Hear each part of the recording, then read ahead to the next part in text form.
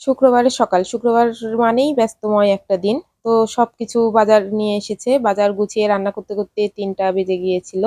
তো রান্না শুধু করেছিলাম মাছের ঝোল আর বেগুন ভাজি। তো এটা রান্না করতেই আমার ৩টা বেজে গিয়েছে। তো দেখতে থাকুন। এই যে অনেক কিছু বাজার যা ছিল না আরকি সেইগুলোই সব কিনে নিয়ে এসেছে। এখন আমি সবকিছু ঢেলে নিচ্ছি। ১ম এ চিনি ঢেলে নিলাম। এখন চাপাতি ঢেলে নিচ্ছি। তারপরে ওই যে আরেকটা প্যাকেটে চিনি রয়েছে ওইটা একাদশীর বয়ামে ঢালবো জন্য নিয়ে এসেছে। আর এই যে ২ প্যাকেট সরিষার তেল, সাথে ঠাকুর ঘরের জন্য ধূপকাঠি, সরিষার তেল একটা ঠাকুর ঘরে নিবো, একটা রান্নার জন্য নিবো আরকি। আর এই যে ঝালের গুঁড়া, হলুদের গুঁড়া, তারপর কাপড় কাচা পাউডার, গায়ে মাখার সাবান, বিস্কিট, রসুন, তারপরে মাছ, অনেক কিছুই বাজার শুক্রবারের দিন হলে অনেক কিছুই লাগে আরকি। সংসারে টুকটাক তো প্রয়োজনীয় জিনিস লেগেই থাকে। তো এর মধ্যে আমরাও ব্যতিক্রম না। এইজন্য শুক্রবার ছাড়া ওইভাবে বাজার করেও না। শুক্রবারের দিনটাই বেশিরভাগ বাজার করে নিয়ে আসে। তো সবকিছু বাজারপত্র গুছিয়ে বের হতেই অ্যা ঐরকম ১২টার মতো বেজে গিয়েছিল। মাছ কেটে উঠতে ১২টা ১২:৩০ বেজে গেছে। মাছ ধুয়ে ফ্রিজে তুলে যেইটুকু রানবো রান্না করতে একেবারে রান্না শেষ করে সবকিছু পরিষ্কার করে উঠতে বেজে গিয়েছিল ৩টা। এই তারপরও তো বাহিরে পড়েছে প্রচুর ঠান্ডা।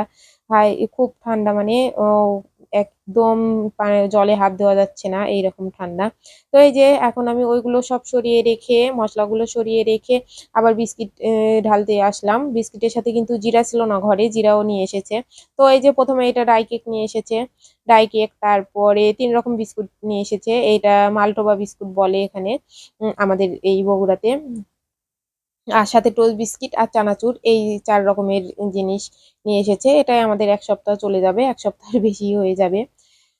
তো এই যে এইগুলো এখন সবগুলো একটা করে বয়ামে ঢেলে নিবো। আগে টোস্ট বিস্কুটটা ঢালবো। তারপরে এখন উম ছোট আবার ২-৪ টা বয়াম নিয়ে আসতে হবে। ঘর থেকে নিয়ে এসে তারপরে আবার ওইগুলো বিস্কুট ঢেলে রাখতে হবে। একটার মধ্যে আরেকটা বিস্কুট ঢাললে একটার গন্ধ আরেকটার মধ্যে ঢুকে যায়। এই কৌটাটাতে আগেরবারও রাই কেক রেখেছিলাম। ওইজন্য এটাতে রাই কেক ঢেলে নিলাম। আ ড্রাই কেক রেখেছিলাম এর আগেরবার। তো ওই জন্যে এটাতেই নিলাম যাতে অন্য বিস্কুটের গন্ধটা এই ড্রাই কেকের মধ্যে না আসে। যেটার ফ্লেভার সেটাতে থাকলেই ভালো লাগে আরকি। তো এই তো সবকিছু গুছিয়ে গাছিয়ে এখন মাছ নিয়ে এসেছে। ছোট মাছ আমিই খেতে চেয়েছিলাম। এইজন্যই এনেছে। এটা হলো বাটা মাছ আর পাবদা মাছ, এই ২ রকমের মাছ এনেছে। আর খুব ঠান্ডা তো এই কারণে আরকি বানানোর লোক পায় নাই। আর ছোট মাছ ওরা বানিয়ে দিতেও চায় না ছোটগুলো। বড় মাছ হলে সমস্যা নেই, বানিয়েই নিয়ে আসে। কিন্তু এইজন্যে এখন আমারই কাটতে বসতে হবে। এগুলো কেটে ধুয়ে সবকিছু পরিষ্কার করে উঠতে অনেকটাই দেরি হয়ে গিয়েছিল। এইজন্য ভাবনা চিন্তা করে সবকিছু ঠিকঠাক করলাম যে হালকা পাতলা একটা মাছের ঝোল করি আর সাথে একটু বেগুন ভাজি করি, তাহলেই দুপুরটা চলে যাবে। এই যে মাছ পরিষ্কার করে ধুয়ে নিয়েছি। আমি কিন্তু সবসময় ভিনেগার দিয়ে মাছ ধুই। ভিনেগার দিয়ে এই যে খুব ভালো করে মাছগুলো ধুয়ে নিয়েছি। এখানে কয়েকটা পাবদা মাছ নিয়েছি আর কয়েকটা বাটার মাছ নিয়েছি। কারণ আমার ছেলে বাটার মাছটা খেতে চায় না। ওর জন্য পাবদা মাছ নিয়েছি। তো এই যে মানুষ হিসাবে কিন্তু আমি মাছটা বেশি নিয়েছি। কারণ টাটকা মাছ তো এইজন্য খেতে বেশি ভালো লাগে। আ এইজন্য একটু বেশি পরিমাণের মাছ নিয়ে নেওয়া হয়েছে। আর এই যে বেগুনটাও কেটে নিয়েছি। মাছগুলো ভেজে, বেগুনটা ভেজে তারপরে আলু দিয়ে কাঁচা লঙ্কা দিয়ে মাছের ঝোল করব।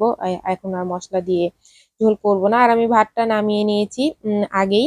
যখন মাছ কাটতে বসেছিলাম তখনই আমি ভাতটা বসিয়ে দিয়ে মাছ বানাতে বসেছিলাম আরকি।